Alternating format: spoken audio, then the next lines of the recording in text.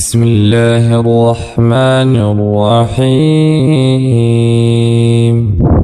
والذين تبوأوا الدار والإيمان الحمد لله وكفى والصلاة والسلام على من لا نبي بعد وبعد. السلام عليكم ورحمة الله وبركاته. وليادتشيسون كن أمو تنفع المؤمنين مؤمن توتني فيدي مؤمن توتا جتشون كن نما ربتي أمني فيد كنافو نما ربتي أمني ربي هنجر جتشو نما دبين تن إساقلت فيدي جتشو نما ربتي أمني قفا فيد آيات ربي ولتهمون جتش نبيي كينا وليادتشيسون مؤمن توتني فيدي جر ربين كين كنافو وما دور بيتان كان إرادي بياتي وليادتشيس آية وليادتشيسو كنافي أمو درقما قو درقما كان أمو نبيين كينا عليه الصلاة والسلام وانو جدن بلغوا أني ولو آية آيات كل أدوتاتي وان نرى أجيتنيه بطن تكو نرى فوداتي حواس برانقيا نرى جيسا إيسا غرا أمة برانا ما جيتك يهدقيني كان فوداتي أنا الراجيس آية من واهو بطن أما جيت نبيي كينا عليه الصلاة والسلام وان قبابدو إسا وان بيك وان هو بطن وان أرقي وان أرقي وان دي كوتوكو وان نجي إسني تهمو برادا هرم إسني الراجيسا ربي نم اتفيدمو نهاتاسسو كنافو بلشان كين أولي ولا الدنيا كان هندا كان بل كأنا في سن نبا مرة أرقم سيس نبا مرة كان أرقم سيس أنا في سقفامتي أرتي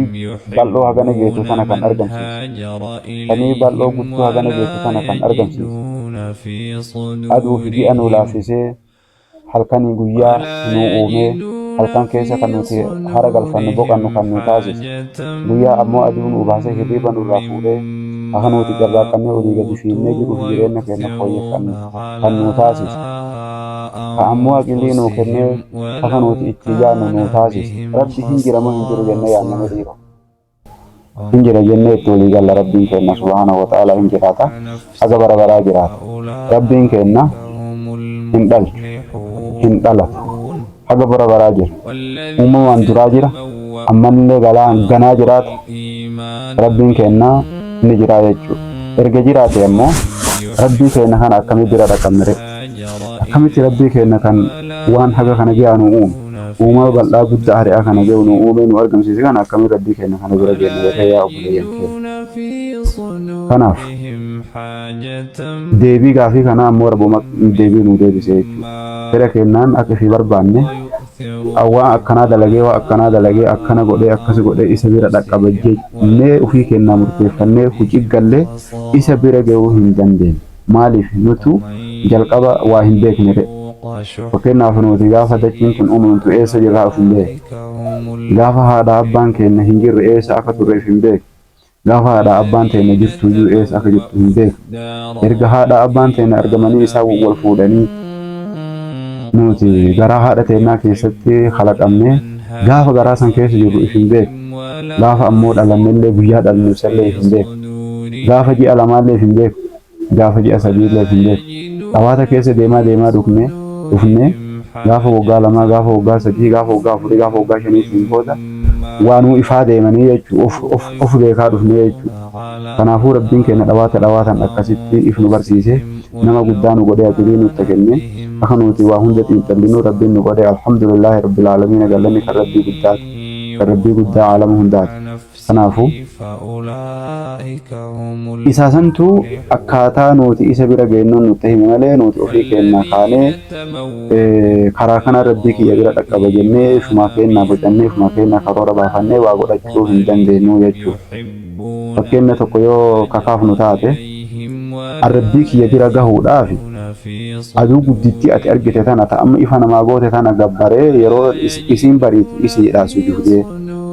yookaan gaafa yeroo isiin dhiitu adu karaa aduun seentu kana fuula achi garagalee isiidhaa gajjedhee isii kadhadhee yookaan ammoo laga guddaa yaa'u kana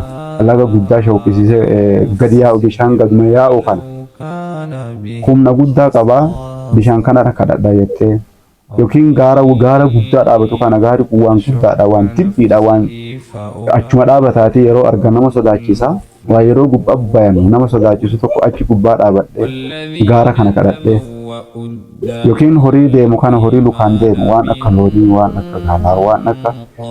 allaattii barristuu waan gosa gosaa kana kadhadhe jara kana gara rabbii na fida jettee ifumaa keetii kallattii keettee yoo kadeemtu ta'e dogongora guddaa. Kanaafuu karaa sanii miti jechuudha. Karaa nuti rabbii keenya bira jennuun. Kanaafuu wanni ati ifi gaafatuu qabdu tokko kayfa asilu ilayhi. An akkamitti rabbii kiyya kana guddaa bira dhaqqabaa jettee yaaduu qabdu. Yaaduun kun dirqama jechuudha. Jalqaba kayfa asilu ilayhi. Isa kana yaada keessa galchuu qabda jechuudha. Adumaa kaatee lafa kaatee duudi maleetti adoomaa siin galiin kaatee itti caccabuurra itti deemuurra kaatee itti fiiguurra jalqaba an kayfa ana asilu ilayhi waan jedhu gaafii akkamitti isa rabbii kiyya guddaa kana bira dhaqqaba waan jettu tokko yaadatuu qabda beekuu qabda. Gaafii tanaaf ammoo rabbiin deebii sii deebisee jira. Maal jedha? Gaafii tanaaf deebii kasii deebisu rabbiin keenya subhaanahu wa ta'aalaa waan jedhu rabbiin kiyyaaf keessa waan jedhu ergamaa isaanuu ergee akkaataa rabbi biraan dhaqqaban akkana jedhee nu barsiisee jira jechuudha. Yeroo amma jaarraa amma keessa jiru kana bara amma nu keessa jiru kana bara dhumaattis zabanul aakhir jedhama. Zabana muumee kan gara dhumaa jechuudha. Asiin duuba nabiyyii wahiituu hin ergamne. Kana keessatti rabbiin nabinaa Muhammad nabiyaa fi rahmanni rabbi isaan irratti haa jiraatu isaan nu ergee jira. Isaan kanatu nu barsiisee jechuudha akkaataa rabbii keenya kana bira dhaqqabnuun. Kanaafuu jechuudha. Nabinaa Muhammadii kunuu eenyu jennee gaafiin kennan oolu. Kanaafuu jalqaba aduu rabbii isaanii biran geenye jalqaba wanni nu beekuu malle barnoota wahii nu barbaachisa. Hubannaa gahaa qabaachuu qabna. Waa beekuu qabnaa jechuudha. Qur'aana isaa keessatti rabbiin kenna waan jedhe fa'alam annahu laa ilaaha illaa hu. Qara waa hubadhu waa beeki.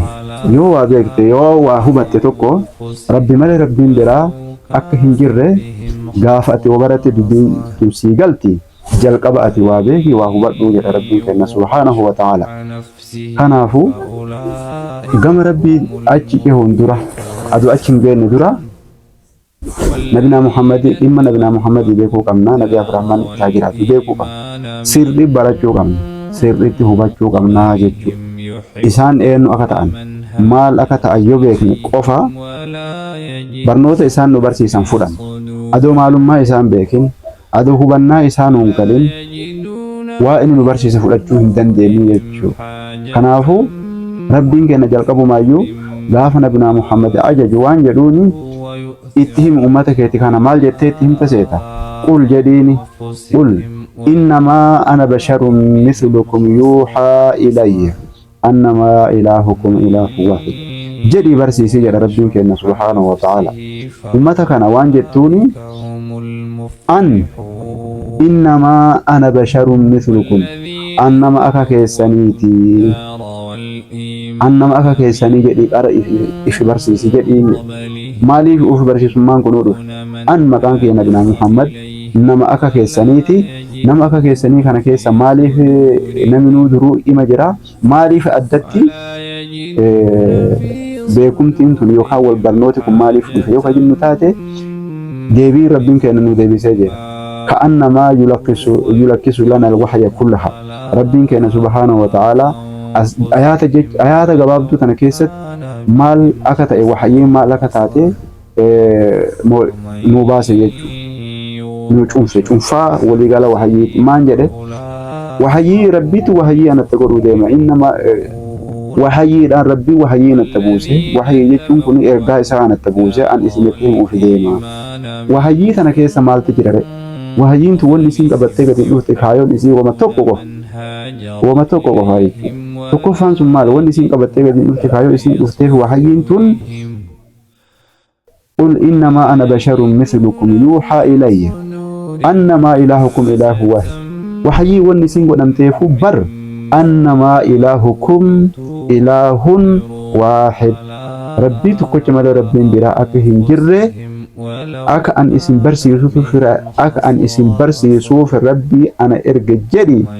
حواسك يناهي أمتك يناهي جدني نبينا محمد جرك أن إرجع جدي ربي كان سبحانه وتعالى